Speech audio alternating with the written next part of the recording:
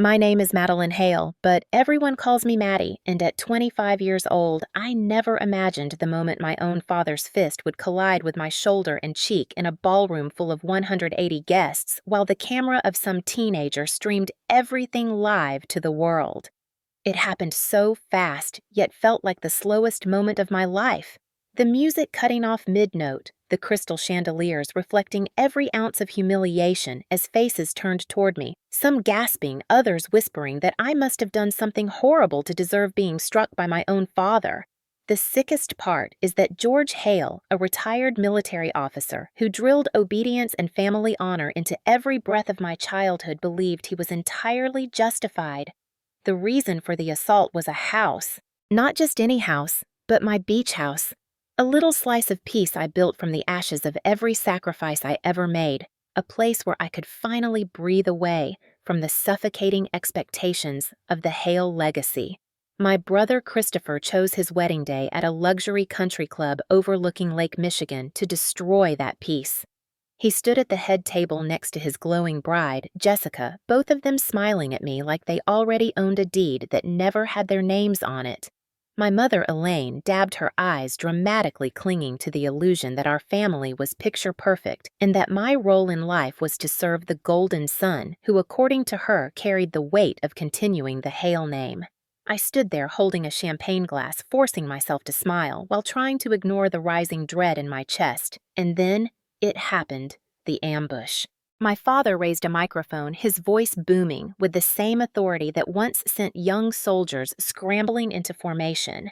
Before we continue celebrating the union of Christopher and Jessica, we want to give them a special gift from the family, something that will truly start their life together, something that shows the importance of family coming first. I felt the air grow thick around me, and I knew something was horribly wrong. Then it came like a knife sliding between my ribs. Maddie has generously offered her beach house to the newlyweds. The crowd erupted into cheers.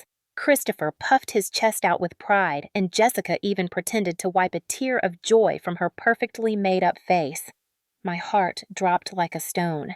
I whispered no under my breath, at first hoping this nightmare was temporary, hoping this was some twisted joke, but it wasn't. My father gestured for me to come forward so the cameras and relatives and every stranger with a glass of champagne could watch me surrender everything I built. I refused. One single word that cut through applause. No. 100 eyes turned to me, confusion morphing into judgment, whispers blooming like wildfire. A selfish daughter, a disgrace, a woman who does not understand family. My mother hissed "Smile, dear," through clenched teeth, which made the scene even more horrifying because she still cared more about image than assault. My father leaned close, breath poisoned with rage, and demanded I hand over my keys in front of everyone because Christopher deserved it, because real family sacrifices. I repeated no louder this time, my voice shaking yet unbroken, and that was when my father snapped. His hand flew faster than I could prepare for. The slap rang across crystal walls like a gunshot, and the punch into my shoulder forced me backward, my heel slipping on the polished floor as gasps sliced through the silence. My cheek burned, my vision blurred, and my earring skittered across marble like a piece of evidence, proving this wasn't a misunderstanding. This was violence. My father stared at me with a fury that said I was no longer his daughter, but a traitor who dared protect what was mine. That slap was more than an attack. It was a declaration of war, and in that excruciating moment, I understood something with absolute clarity. My family did not love me. They only loved what they could take from me. Before I go any further, if you are someone who believes that standing up for yourself against the people who should have protected you is an act of courage and not betrayal, then stay with me, because what happened that day changed everything. I thought I knew about blood loyalty and love. Where are you watching from, and what time is it right now? Drop it in the comments because I want to know how far this story is traveling while I tell you the truth about my family. Let me take you back just a little, not far, just enough so you can understand why that slap and punch were more than a moment of rage. They were the final chapter in a lifetime of being told that I was less than smaller than and always expected to give more than I ever received. I am the daughter in a family that has never valued daughters. My father, George Hale, spent 30 years barking orders in the military and never figured out how to take off his rank at home. He believed obedience was the purest form of respect, and my brother Christopher became his pride because he followed orders even when those orders made no sense. My mother Elaine never had a dream of her own. Her identity was motherhood and wifehood, and she raised us to believe that a woman fulfilled her purpose the moment she married a man. I was born, second born, inconvenient, born with ambition. They tried to beat out of me long before my father's hand ever connected with my body in that ballroom. Growing up, I was the one who cleaned up after every argument, who studied late because I wanted a future, who babysat my brother when my parents wanted to go to dinner alone. When Christopher dropped out of college, my parents said boys take longer to find their place. When I earned a scholarship in architecture, they said don't get too full of yourself. When Christopher totaled a brand new car Dad bought him, they insisted he was just going through a tough time. When I bought my first used car with internship money, they called it cute that I was trying to be independent. I invested in myself, saved every bonus from late nights turning building plans into reality, poured everything into earning my license, and securing projects people twice my age envied. The beach house wasn't luxury. It was survival. It was escape. It was the one place where no one yelled orders at me. No one reminded me that being 25 and unmarried meant I was falling behind. No one rolled their eyes because I liked blueprints more than blind dates. I thought maybe, just maybe, my family would eventually be proud of me, but with every success I achieved, their resentment deepened. Christopher's jealousy festered when he realized I had what he believed the world owed him. He expected the family praise while I did the family work. And Jessica, his bride, noticed my house long before she noticed my name. She told me once, with that sugary sweet tone she mastered so well, that the beach house would be perfect to raise her future babies in while looking directly into my eyes, like she already owned my future children too. What happened at the wedding was not spontaneous.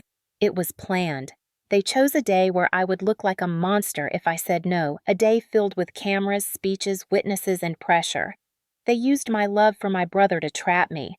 They weaponized tradition and guilt to corner me.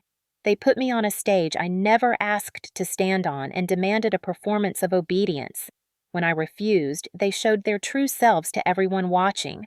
My father did not slap me because of a house. He hit me because I stopped being silent. He hit me because I finally said enough. He hit me because a woman with boundaries terrified him more than any war he ever fought. My father used to say that discipline builds character and that family comes before everything, though what he really meant was that Christopher came before everything. My brother was the chosen one from the moment he could walk in a straight line behind Dad during those pride-soaked military reunions, the little soldier everyone adored. I was the kid holding Mom's purse and keeping quiet. George would brag for hours about Christopher's potential, how he would lead, how he would carry the Hale bloodline into greatness, how he would serve his country and return a hero. When he enlisted after high school, my parents practically threw a parade declaring that our family legacy was secure. Meanwhile, I applied to universities and earned a spot at one of the best architecture programs in the region, but my acceptance letter was met with a nod and a reminder not to forget my real purpose in life, marrying a nice man who would take care of me. Christopher returned from his service with a damaged knee and a bruised ego, unable to adjust to civilian life, drifting from job to job. Every time he failed, our parents wrapped him in sympathy and excuses. They bought him a new truck he later lost. When he defaulted on payments, they covered his gambling debts while calling it temporary stress from his transition. He once smashed a hole in the drywall after losing a sports bet, and Dad simply patted his shoulder while Mom said, "Boys will be boys." I once forgot to unload the dishwasher in high school and spent the night grounded for disrespect. The imbalance became a constant ache in my chest, especially when I realized that every accomplishment of mine had to remain small enough not to threaten the precious image they crafted around Christopher. When I bought the beach house at 24 fully paid, using my salary and a smart investment in green construction firms, I thought for a split second they might be proud. Instead, they looked confused and mildly annoyed that I had succeeded without permission. Elaine asked who would cook in such a big kitchen when I was always working. George grunted that it was impractical for a single woman, and Christopher laughed that it would make a great bachelor pad if I ever grew bored of being alone. They never asked to visit until Jessica appeared. Christopher met her at a veterans fundraising event. She was charming, photogenic, and obsessed with building a perfect life.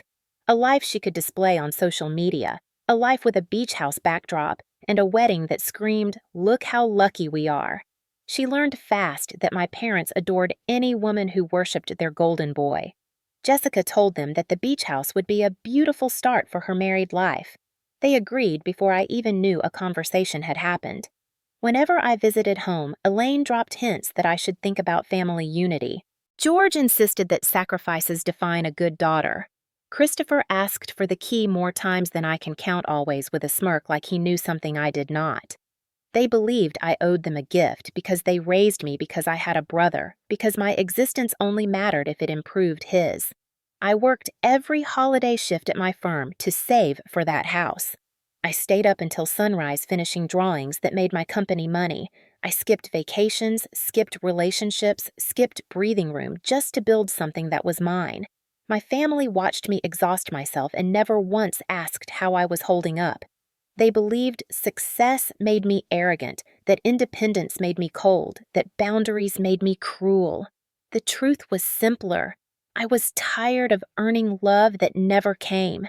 Every time I walked into that childhood home, there was a spark of hope that maybe they would finally see me, followed instantly by the crushing disappointment that they never would. The wedding day was not the start of a war. It was the moment I finally realized one had been raging my entire life. The morning of Christopher's wedding, I woke up believing I could survive just one more performance of the Hale family act, the one where I pretended their backhanded remarks were harmless jokes and their constant comparisons didn't leave bruises on my mind, the one where being the invisible daughter was easier than being the disappointing one. I showed up early to the Lakeside Country Club to help decorate because that is what I always did. I showed up, I cleaned messes. I did not make. I supported dreams that were not mine, and I convinced myself I was doing the right thing even when it hurt. The ballroom was draped in navy and white, like a tribute to my father's beloved military career, with gold centerpieces that shimmered under chandeliers. Jessica glided in wearing a silk robe and a smile that felt glued to her face, barely acknowledging me, except to say, "The place would look so much nicer with a coastal theme, you know, like your house." There it was, again the reminder that everything I created was a prize someone else believed they deserved. My father barked orders at event staff as though they were enlisted soldiers insisting everything must be perfect, because the Hale men deserved perfection. My mother fluttered around, bragging that Christopher's future children would bring honor back to the family while eyeing me like I was a reminder that her daughter had failed to fulfill her biological destiny. They posed for photos that would later flood social media with captions about love legacy and family values, captions that would look painfully ironic once the truth came out. When guests began arriving, the whispers started immediately. "Is Maddie still single? Such a shame. She's too focused on work. If she doesn't settle down soon, she'll miss her chance. Poor George and Elaine, their daughter thinks she's too good for a husband." They never wondered whether any man deserved me. They only wondered why I refused to diminish myself to make men comfortable. Jessica's parents arrived dripping with polished wealth, shaking hands like politicians running for re-election. They barely glanced at me because in every story they heard about us, I was the footnote. Christopher strutted in chest-puffed like he had already earned Husband of the Year. He slapped my back a little too hard and joked that once he got the beach house, maybe he would let me use the guest room if I ever got lonely. My mother scolded me for failing to laugh. I tried to focus on the vows, the clinking glasses, the music, anything but the dread pooling in my stomach. Still, I thought maybe I overreacted. Maybe no one would actually attempt something so cruel in front of an entire ballroom. Then my father grabbed that microphone.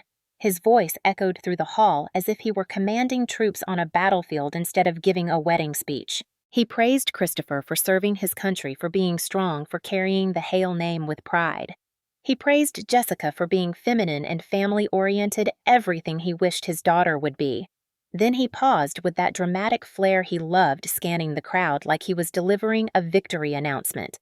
We as a family want to give the newlyweds something truly special, something to show how much we support their union. My heart began pounding against my ribs as every eye turned toward him. Maddie has generously offered her beautiful beach house as their new home. The crowd exploded with approval. Glasses raised. Jessica gasped in delight.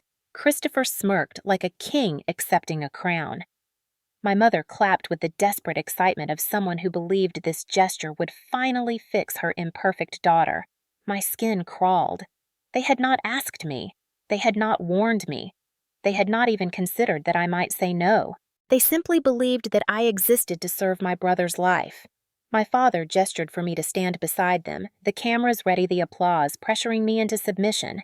In that moment, every scar from every dismissal, insult, and demand over the years ignited inside me.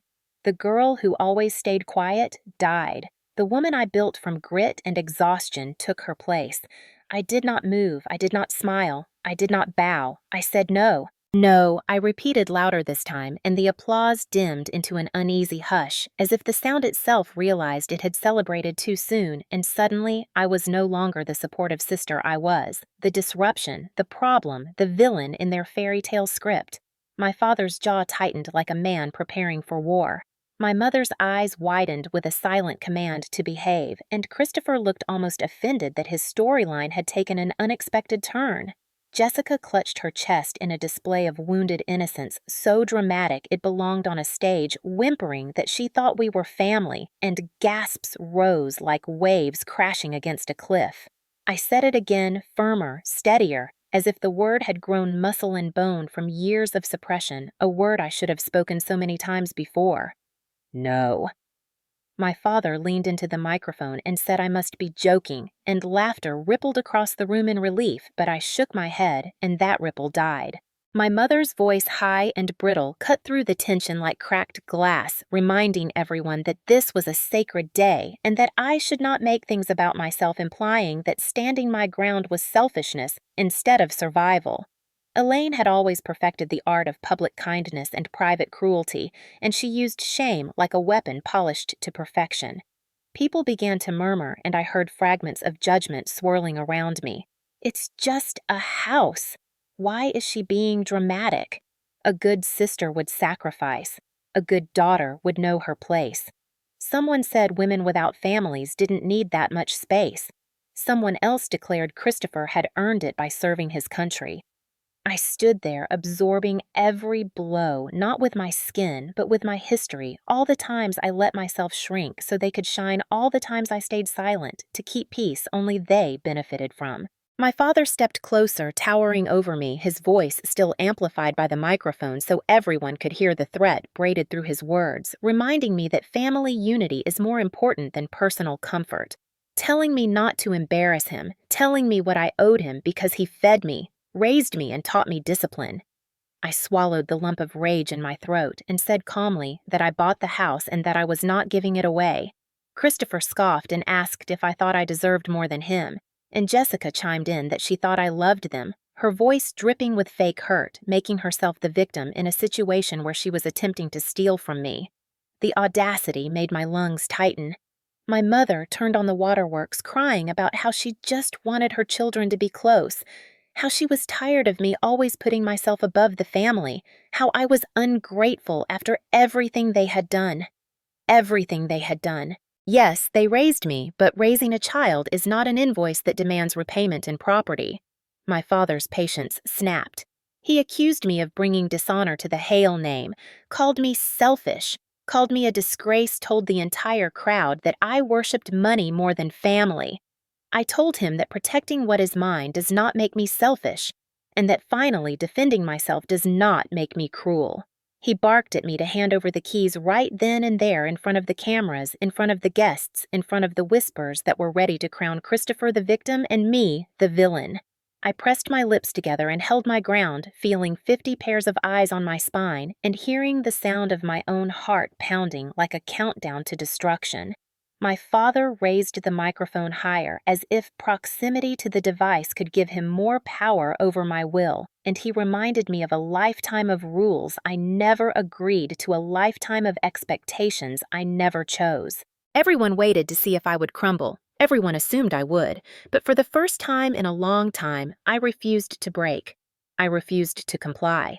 I refused to give in just because it would make everyone else comfortable. And that defiance, that tiny spark of self-respect, was enough to ignite the explosion that came next. My father's hand moved faster than my mind could process, a violent blur fueled by entitlement and fury, and before I could brace myself, his palm cracked against my cheek with a sharp, sickening sound that silenced the entire ballroom. My head snapped sideways, my vision flashed white, and the champagne glass slipped from my fingers, shattering against the marble floor in a spray of glittering shards. Pain erupted across my face like fire spreading along dry grass, and the room sucked in a collective breath suspended between disbelief and horror.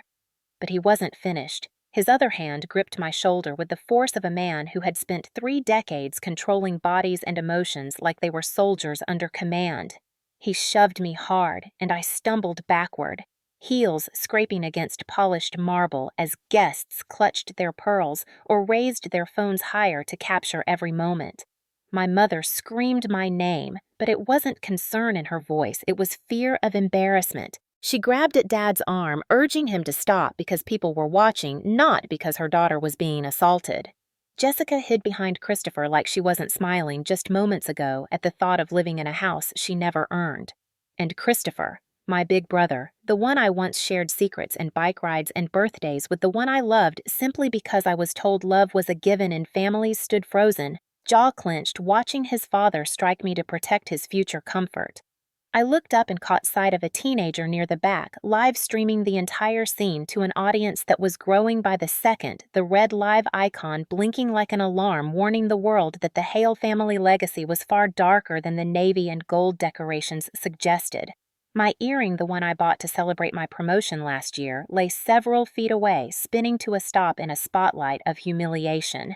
My father lifted the microphone again and snarled that if I walked out now, I would never be welcome in this family again. The irony was suffocating. In that moment, this family was the last place I felt welcome. Guests shifted uncomfortably in their seats, torn between the instinct to intervene and the dangerous thrill of witnessing someone else's disaster unfold in real time. The photographers kept snapping photos because wedding contracts don't cover morality.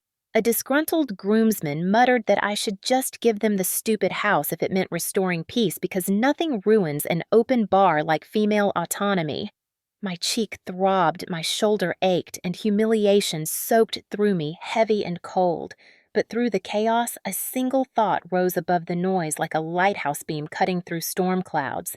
This is who they are. Not one moment of lost temper, not one mistake, not an isolated outburst. This was the culmination of years of being told I owed them everything and that they owed me nothing. My father's breath was ragged, his face red with rage, and my mother hissed through clenched teeth that I needed to apologize and fix this mess immediately before the Hale reputation was destroyed. The Hale reputation, not my body, not my safety, not my dignity, their reputation. My lip trembled, but not from fear, from clarity. This was the price of my silence. This was the cost of being the dutiful daughter who never said enough. The cameras were rolling, the world was watching, and my father had just handed me proof undeniable and unfiltered that the person bringing dishonor to the family name was not the daughter standing her ground, but the man trying to beat her into submission. I straightened up slowly, tasting blood, and for the first time in my life, I did not flinch beneath my father's rage. His violence was no longer my shame. It was his confession. I stood there with my heart pounding like a warning drum in my chest when I heard a voice rise from the back of the ballroom, a voice that did not tremble or hesitate, a voice that sliced clean through the tension like a blade. "That is enough, Mr. Hale. Heads whipped around as Alex Rivera stepped forward, dressed in a perfectly tailored charcoal suit that probably cost more than the wedding venue rental. I had invited him out of courtesy, assuming his schedule would be too full for a small-town ceremony. Yet here he was, eyes fixed on my father, not with fear, but with controlled fury. Alex was my mentor, my strongest professional ally, a man who believed in my talent when my own family laughed at my dreams. My father tried to wave him off with a scoff, claiming this was a private family matter, but Alex moved closer, calm and terrifying in his certainty, saying that when a man strikes his daughter in a public venue while attempting to coerce transfer of property, that is not a private family matter, that is a crime. A ripple of shock moved through the guests as if someone had pulled back a curtain and revealed a much darker show behind the scenes. My father barked that he knew his rights, but Alex did not pause. He reached into his inside pocket and pulled out a folder, holding it open for all to see, explaining that the property in question, the beach house that George had just attempted to force from my hands, was not only legally protected under my ownership, but was also a designated asset within an investment agreement tied to my firm. He stated clearly that any attempt to coerce me into surrendering it constituted asset intimidation and that witnesses and a live recording now made this situation very serious. Christopher looked confused for maybe the first time in his privileged existence, while Jessica paled, staring at Alex like he was an executioner. My mother sputtered about family unity and respect, but Alex calmly reminded her that respect is not one-sided, and that hitting a woman because she refuses to forfeit her property is not tradition, it is abuse. From behind him appeared two attorneys in dark suits, arriving with the quiet efficiency of professionals who knew exactly what kind of storm they were walking into. They spread out documents on the head table right between the floral arrangements and champagne flutes outlining the clauses that would protect me and ruin my father in the same breath. Alex then turned to my father with the authority of a man who had seen powerful people fall before, and asked if he had any idea how much damage he had just done to himself, not just legally, but socially, professionally, morally. The live stream viewer count visible on multiple phones ticked upward relentlessly, thousands watching, commenting, sharing, judging. This was no longer a wedding. It was a public reckoning broadcast in real time. My father's face twisted, still clinging to his need for control, insisting Alex stay out of it, insisting that I was disobedient and needed to remember I was part of this family. Alex stepped closer to me, placing himself slightly in front, as if shielding me with his presence, and he said, loud enough for everyone to hear, "Maddie is part of a family. It just clearly is not this one." There was a stunned silence that felt like an earthquake entering the room. Christopher attempted to speak, but his words died when Alex looked at him with disappointment rather than anger. Disappointment that cut deeper because it exposed Christopher's cowardice. Jessica grasped Christopher's arm as if she could hide behind his shrinking confidence. My mother's mascara-streaked face twisted with the realization that their humiliation was permanent, recorded, unspinnable. And me, the daughter they tried to erase from her own story, stood taller, despite the ache in my cheek and shoulder breathing, for the first time without asking permission. My father yelled that he would not be threatened in his own family's celebration, but Alex lowered his voice and replied that no one here has threatened you, sir. You threatened yourself the moment you raised your hand against your daughter. All eyes were on my father now, and for the first time in my life. It was not because he commanded respect. It was because he had lost it. My father tried to straighten his shoulders, summoning the authority he once commanded in uniform, but authority means nothing when everyone has just watched you throw away dignity for control, and Alex knew exactly where to strike next. With the smooth precision of someone who has dealt with corporate tyrants before, he nodded to one of the attorneys who opened a sleek leather folder and revealed printed documents with my father's signature stamped beneath a company letterhead. Alex explained that these papers were tied to an upcoming development project one my father had been negotiating with Alex's firm for months.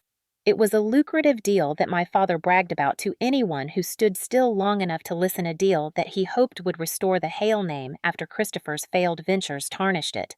Alex's voice carried through the room as he continued. He reminded my father that my role as an architect and the owner of the beach house made me a strategic partner in the project, and that any attempt to forcefully remove my asset from my possession immediately jeopardized the legality of the entire deal. There were gasps, whispers, and the shuffle of chairs as curiosity mutated into horror. This wedding wasn't just falling apart emotionally, it was now collapsing financially. Alex then dropped the real bomb. Effective immediately, his firm was withdrawing all partnership offers due to my father's violent misconduct and unethical coercion. Without the deal, my father's consulting job would likely disappear. Without the job, the mortgage extension they were granted last month would be revoked. And without that extension, our childhood home, his symbol of honor, would be gone within 6 months. It wasn't just the beach house he tried to steal. He had now guaranteed the downfall of everything he was trying to protect. My father lunged forward as if ready to strike Alex too, and Christopher rushed in to hold him back. Not out of concern for Alex, but out of panic for what this meant for his future. His wedding day, his financial savior, his ready-made, perfect life with a view of the coast, had just disintegrated in front of him. Jessica's carefully curated smile vanished. Her fingers dug into Christopher's arm like she could squeeze money out of his bones. The guests, caught between voyeuristic fascination and genuine discomfort, stared with wide eyes as the Hale family's facade shattered piece by piece. My mother, mascara smeared and frantic, pleaded with Alex to reconsider, claiming they were good people having a bad day, that the stress of the wedding caused a misunderstanding. Alex's reply was ice cold. A misunderstanding is forgetting a name or spilling a drink. Assault and attempted coercion are choices. The attorneys passed additional documents across the head table listing potential charges: domestic assault coercion for property transfer, financial intimidation, violation of contract ethics clauses. My father stared down at the pages, his hands trembling, the reality sinking in that this was not a negotiation he could win by shouting. The live stream comments began popping up loudly on nearby screens, strangers calling him a monster, an abuser, a disgrace to his uniform and his family. The wedding photographer, to his credit or his shame, kept capturing every second because scandals sell better than cake-cutting photos. My father's voice cracked when he ordered Christopher to fix this, but Christopher could only stare blankly at the emptying future ahead of him. Jessica released his arm slowly, her eyes already searching the room for a richer lifeboat to cling to. I could have gloated.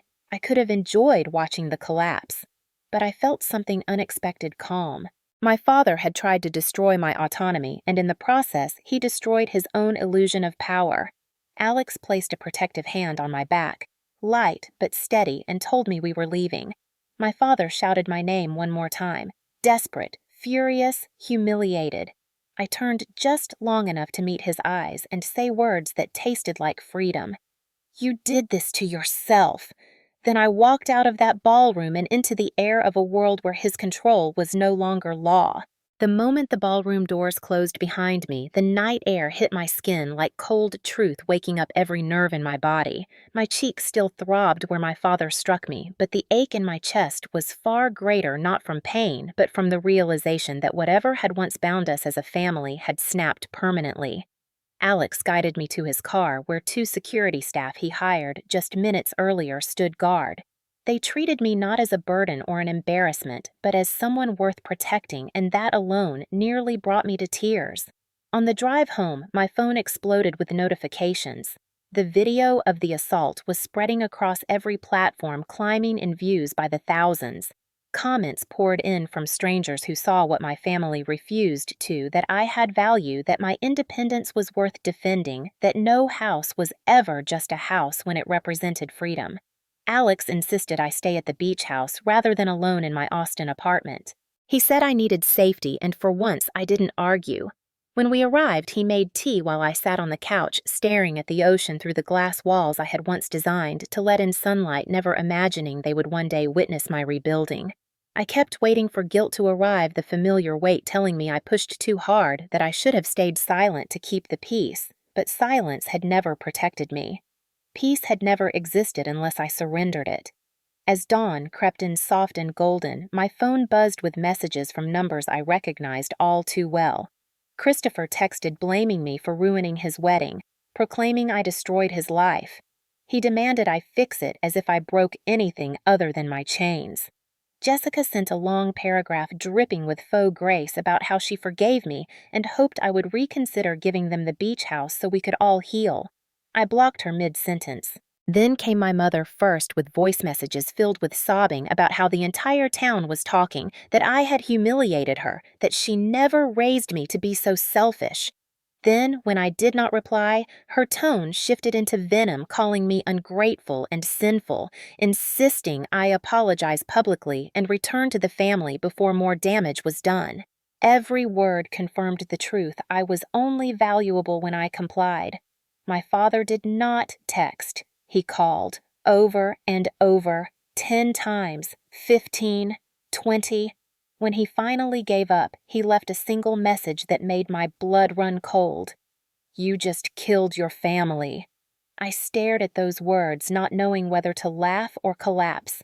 He had hit me, tried to steal from me, humiliated me, and yet somehow I was the murderer of our family. By mid-afternoon, the consequences Alex warned them about had begun to unfold. Local news picked up the video. Veteran organizations issued statements condemning my father's behavior. The development company revoked their offer in writing. My father's consulting position was suspended pending investigation. Meanwhile, Christopher's new in-laws were horrified. Jessica's father sent a furious message to my mother accusing the Hales of deceit and violence. The honeymoon was canceled within hours. Some guests withdrew their wedding gifts and demanded their checks be returned. What my parents tried to take from me became the catalyst for everything falling apart around them. And yet, even as their world crumbled, my mother kept sending messages telling me to come home and fix all this. It was like watching a sinking ship where the captain insisted the lifeboat was at fault for floating. Late that night, as I sat wrapped in a blanket listening to the waves slip against the shore, Alex placed his phone on the table. He had been talking to a lawyer all day. Charges could be filed, restraining orders could be issued. Justice could be served in court rather than in whispers. He told me the choice was mine. My father once said discipline builds character. Maybe he was right, but not in the way he intended. Because that night, I decided the character I would build was a woman who would never again let someone hurt her and call it love. For the first time in my life, I woke up without fear of disappointing anyone except myself. And that freedom tasted strange but sweet, like breathing clean air after years inside a smoky room. Alex had already left for a meeting, but not before placing a note beside a stack of legal documents that simply read, "Whatever you choose, I'll back you." Those words were the opposite of everything I had been raised with. Choice, support, partnership. I poured coffee and stood barefoot on the deck of my beach house watching the sunrise paint the sky in soft pinks and golds, the kind of beauty that makes you forget the world can be cruel, and for a few minutes I allowed myself to feel peace. But peace does not mean the battle is over. My mother was the first interruption. She called from a different number this time, and when I answered foolishly, hoping maybe she finally understood, her voice came out dripping with manufactured remorse. She said families fight, that fathers sometimes lose their temper, that discipline looks different in every household. She told me to come home and apologize to restore unity, and that they would forgive me once I admitted I caused the scene. Every sentence twisted the knife. I asked her if she was sorry he hit me. There was a long pause. Then she said she was sorry I made him hit me. I hung up. An hour later, I heard footsteps on the deck outside, and when I opened the door, my father was standing there like a storm that refused to pass. He looked smaller than he did in the ballroom shoulders hunched beneath a jacket that no longer made him powerful. He didn't ask if he could come in. He simply walked past me like he still owned any room he entered. He stood in my kitchen and pretended he had not shattered my trust less than 24 hours earlier. He said he came to make things right, and for one dangerous moment my heart almost believed him. He said he regretted hitting me, but only because other people saw. He said he was willing to put last night behind us if I simply signed the house over quietly to avoid more embarrassment, to repair the family's image, to show loyalty. That word again. Loyalty. In his mind, loyalty meant obedience. My success meant nothing unless he controlled it. He stepped closer and lowered his voice to a tone I knew too well, the voice he used when he wanted compliance. He told me I owed him everything that he sacrificed for me, that without him I would be nothing. He said he did not need to force me because sooner or later I would realize I was alone without them. He glanced around the house like a general surveying territory he planned to conquer. My heart cracked, but not the way he intended. I realized he did not come to apologize or reconnect or heal. He came because he still believed he held power over me. And for the first time in my life, I saw him clearly not as a father, but as a man addicted to control. So I asked him to leave. Calmly, respectfully. With a final shred of grace he did not deserve. He refused. He tried to step further inside. That was when Alex returned with 2 security guards, and my father's authority evaporated the moment they asked him to exit the premises or they would call police. His face twisted into something feral as he pointed at me and shouted that I would regret turning my back on my family. The door shut behind him, and the sound echoed through my bones like closure. I sank onto the couch, shaking with adrenaline and heartbreak, but also with relief. I had hoped after everything, after the world saw who he really was, that maybe he would choose love. Instead, he chose pride. And that was the moment the last fragile thread holding me to the illusion of family snapped completely. I thought losing them would destroy me, but instead it freed me. I did not kill my family. They killed any chance of being mine. Alex did not say I told you so, though I saw it flicker in his eyes. My father's departure left a silence thick enough to choke on the kind of silence that grows roots and starts redefining everything around it. I wrapped both hands around my coffee mug to keep them steady, watching the ocean roll in slow, powerful waves, always returning no matter how many times the shore tried to push it away. That morning became the moment I understood what resilience looks like. My phone buzzed again. This time it was not rage or manipulation, but consequences arriving right on schedule. Local news channels requested interviews with me asking if I wanted to speak out about domestic violence. Veteran leadership groups issued public statements condemning my father's actions. The police department confirmed they had opened an investigation based on the viral footage. Strangers online raised money to support survivors experiencing family abuse. I was trending, not because I was a bride or a princess or a mother. I was trending because I finally chose myself. Mom called again. Her words came out frantic, jumbled half-screams about how I had ruined Dad's career and Christopher's marriage and her social standing at church. She begged me to take down the video even though she knew I could not. Too many people had copies. Too many people had seen the truth. Too many people refused to let it be hidden. Her tone changed like a storm shifting direction. She told me no one would ever want a woman who betrayed her family. She called me broken. She called me heartless. She called me alone. I looked around my sunlit living room at the life I built with my own hands and felt none of those words belonged to me anymore. I said goodbye and blocked her number. Christopher's message arrived an hour later. 3 words. I hate you.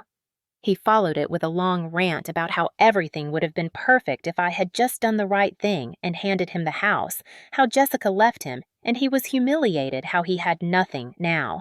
My brother never once asked if I was okay after the assault. He never apologized for standing by while Dad struck me. His grief was entirely about what he lost, not who he hurt. I typed a single sentence in response. You made your choices. Then I blocked him too. Toxic families often believe that without them you will crumble. Mine assumed I would crawl back once the guilt suffocated me. Except guilt had stopped being the anchor they expected. Something else filled its place clarity. Evening fell, and Alex returned after hours of legal calls. He placed a folder on the table containing 3 neatly typed options. 1. File assault charges. 2. Pursue a restraining order. 3. Initiate a civil suit to recover damages and protect my property permanently. He did not push. He simply told me I had every right to choose the path that protected my future. I stared at those papers, my breath slow and deep, my heart loaded with every bruise I had swallowed in silence for 25 years. I signed all 3. When the pen left this page, something inside me unclenched. My father always preached that discipline builds character. My mother preached that loyalty defines a daughter. They never expected the character they built would stand against them. They never expected the loyalty I learned would be given to the only person who ever truly protected me myself. Later, I walked out to the deck. The wind smelled like salt and new beginnings. Alex joined me leaning on the railing without a single question about whether I regretted my decision. He simply said the words I needed most. You are not the one who should feel shame. For so long, I believed surviving them was love. Now I understood that walking away was the only love left to give myself. My family always warned me that if I kept choosing independence, I would end up alone. The truth made me smile. I was not alone. I was finally with someone who cared about me. Me. Tomorrow, the real battle would begin. Courtrooms, headlines, lawyers, consequences. Yet for the first time in my life, tomorrow did not feel like a threat. It felt like a promise. When the court date arrived, the courthouse steps were lined with reporters and a handful of protesters holding signs about family dignity, though I noticed none of them held one that said, "Stop hitting your daughter." My father stepped out of his car, flanked by lawyers who looked more nervous than confident, his once proud uniform replaced by a wrinkled suit that did nothing to hide the panic in his eyes. My mother wore dark sunglasses even though the sky was overcast, as if anonymity could shield her from reality's glare. Christopher trailed behind them, phone in hand, texting furiously. Jessica was nowhere in sight. I didn't walk in alone. Alex stood beside me, not touching, not guiding, just present. There is a rare kind of comfort in someone simply existing at your side without needing control. I held my head high as we passed through the cameras, each flash reminding me of the slap that started all of this and the strength that followed. Inside, my father attempted to play the decorated veteran-turned-concerned parent narrative. He claimed he only restrained me after I raised my voice, that he was overwhelmed with emotion because he loved me so much. He insisted the property transfer was just a misunderstanding and that he never intended harm. His lies tangled around him like old fishing line. The video played on a large screen, echoing microphones, gasps, and the violent crack of his hand across my face. Everyone watched. Everyone heard. The judge paused the footage the moment my earring hit the floor. The silence that followed wasn't disbelief. It was confirmation. My mother swore she was trying to calm things down, but the camera showed her pushing the microphone closer to Dad as he threatened me. Christopher claimed he didn't intervene because he was shocked, though his voice could be heard in the background laughing earlier about the house being his. They came with excuses. I came with evidence. The judge issued a permanent restraining order against my father. He was sentenced to anger management counseling, fined, and instructed to issue a written public apology acknowledging the assault. He could no longer possess a firearm. Every organization that once celebrated him would now have to rethink who they endorsed. My mother was ordered to undergo mandatory family abuse education classes. She protested until the judge reminded her that her complicity was recorded too.